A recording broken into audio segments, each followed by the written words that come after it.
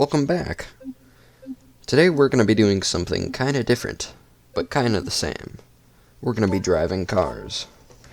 Alright, now I'm going to be starting off with driver's training. This is going to be a 4-part series. Up first, we have acceleration and braking. This is pretty straightforward. Drive, brake. It's pretty easy. You gotta get up around 50. Well, it's not really required, but you can. Right here, I was a little worried that I went outside the boundaries, but nope, I didn't. Well, it said so. Now we have cornering. The thing you want to do early on this map is cut through the water. Sure, you may slide, but that saves a ton of time. Having a front wheel drive, it's not that great at turning. Now, you gotta take the shortest route possible when you're on the last checkpoint to the finish checkpoint. That really and greatly increases your time.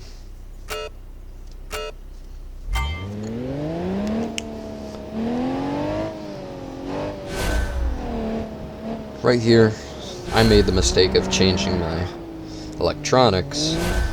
2 different ones. I thought, this might do some, but no. Sport, stick with sport. Now, some people may have trouble on this road, but you gotta keep it under control and don't accelerate during the turns. You'll lose traction.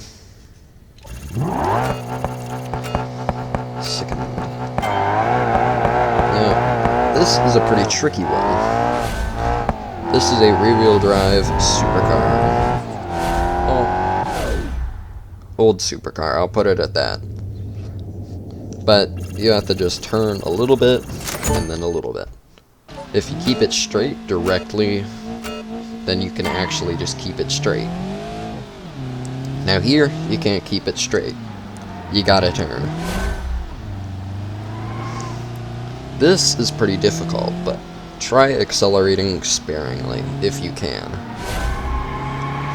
Accelerating sparingly doesn't allow you to screw up. You see there, I lost traction a little bit. Right here, it's basically the same. But never turn on the water. Because when you're turning, you're at max angle. When you get back onto the pavement, you immediately gain traction and lose control. It's a little like hyperplaning, just a little bit. And once you get the last checkpoint, just head straight to the finish. If you have obstacles in your way, just avoid them. Yeah, 100. Here we go. Why did I put that on Drift ESC? There we go. Sport is always the best when it comes to turning and quickly accelerating. Now, what I really like about the course is it's easy to screw up, but yet so hard to screw up. It's in between.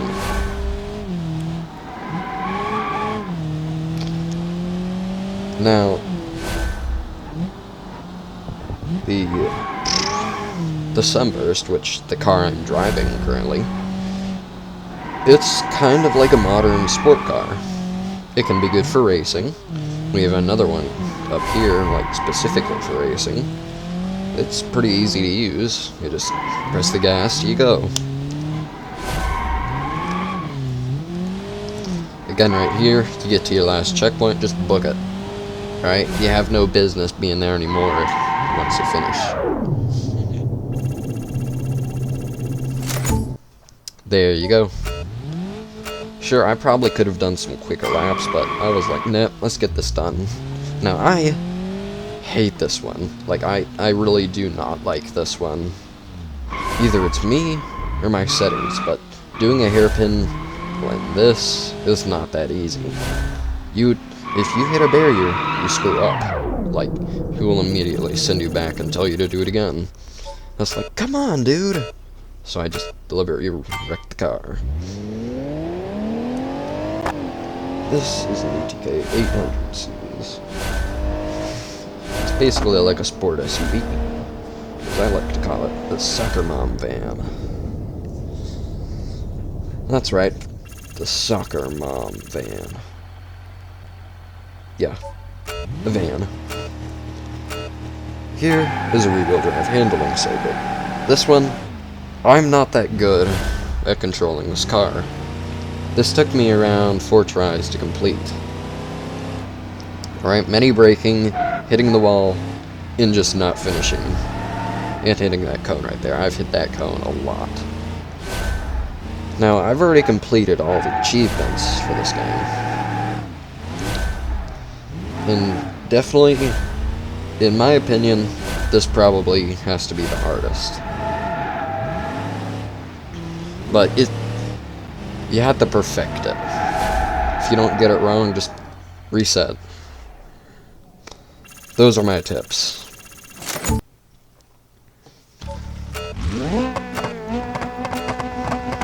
we have the Racing Sunburst. It's a pretty OP car. Good acceleration, good braking and turning, limited slip differentials. Again, I do not make these cars. This is part of the BeamNG campaign. These cars are specifically listed to you. You have no control over what car you drive. Well, basically the parts in them. That's the main thing. Now here we're going into the last turn.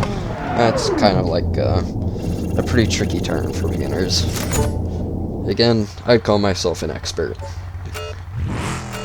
But that was a very good run. And this is the last one. Training 11. Drifting. Now, having your car in second gear for the entire duration is pretty good. Because it allows you that constant source of RPM. If you hit cones, that's okay. If you hit that hay bale or damage the car, that's okay. He does not care. Now here there's a limit of, well, not really a limit on drift points, but probably the maximum is how many you can drift for.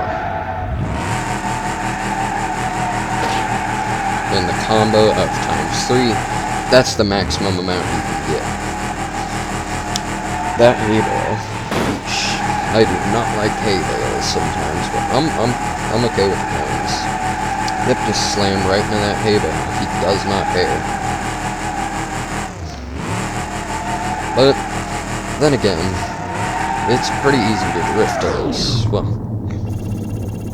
With that vehicle, it's easy to drift. Yeah, painted that with rubber. And that is all for these drivers' training. Then again, I will see you.